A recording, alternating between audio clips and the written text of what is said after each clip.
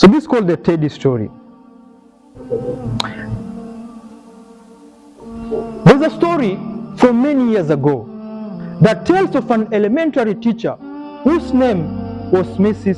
Thompson. As she stood in front of her 5th grade class on the first day of school, she told the children a lie. What was the lie? Like most teachers, she looked at all the students and told them that she loved them all the same. I want to read that part again. I want to read that again in case there's someone who didn't get that. As she stood in front of her 5th grade class on the first day of school, she told her children a lie, like most teachers do. What was the lie? She said she loved them all the same, but that was simply not true. Because there, in front row, slumped in his seat, was a little boy named Teddy Stoddard. Miss Thompson had watched Teddy the year before and noticed that he didn't play well with the other children. His clothes were messy and he constantly needed a bath. Teddy could be unpleasant at times.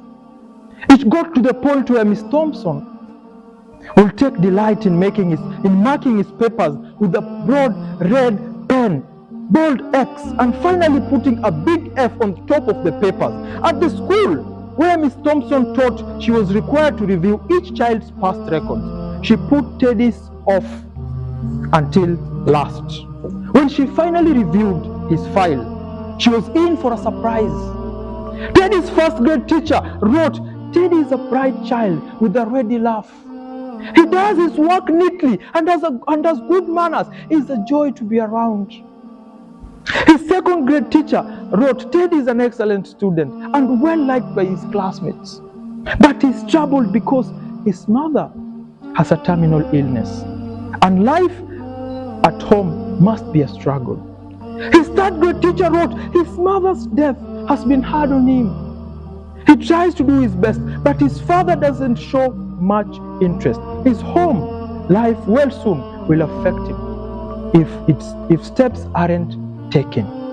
Teddy's 4th grade teacher wrote, "Teddy is withdrawn and doesn't show much interest in school. He doesn't have many friends and sometimes he even sleeps in class." By now, Miss Thompson realized the problem and she was ashamed of herself. She felt even worse when our students brought this as Christmas. It's a Christian story, so brought her Christmas presents wrapped in beautiful ribbons and bright paper, except for Teddy.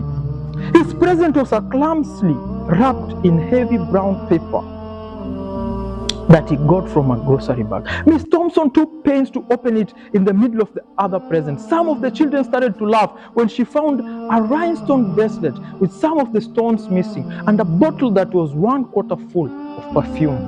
But she shifted the children's laughter when she explained how pretty the bracelet was. While putting it on, some of the perfume on her wrist, Teddy Stoddard stayed after school that day just long enough to say, "Miss Thompson, today you smell just like my mom used to." After the children left, she cried for at least an hour. On this very day, she quit teaching, reading, writing, arithmetic, and instead, she began teaching children. Miss Thompson began to pay close attention to Teddy as she worked with him. As time went on, his mind seemed to come alive. The more she encouraged him, the faster he responded. By the end of the year, Teddy had become one of the smartest children in the class. Despite her lie, he had become one of our teacher's pets. A year later, she found a note under the door from Teddy telling her that she was the best teacher he had ever had in his whole life. 6 years passed by, and to her surprise, another note came from Teddy. He wrote that he had finished high school, 3rd in his class, and that she was still the best teacher that he had ever had in his whole life. 4 years later, another letter came saying that while things had been tough at times, he stayed in school and stuck with it, and that he had graduated from college with the highest of honors.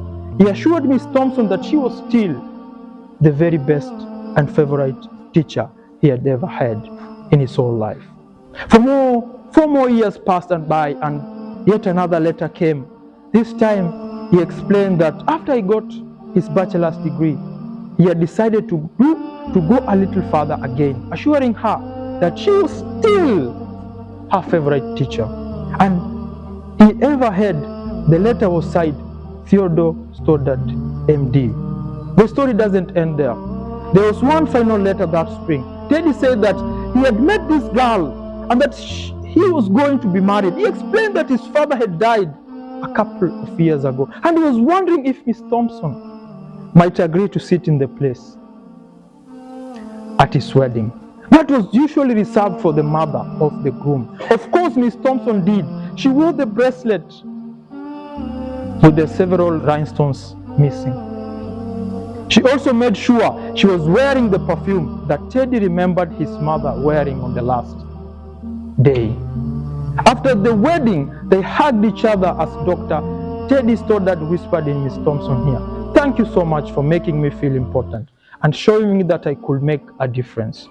Miss Thompson, with tears in her eyes, whispered back, "Teddy, you have it all wrong. You are the one who taught me that I could make a difference. I didn't know how to teach until I met you." That's right.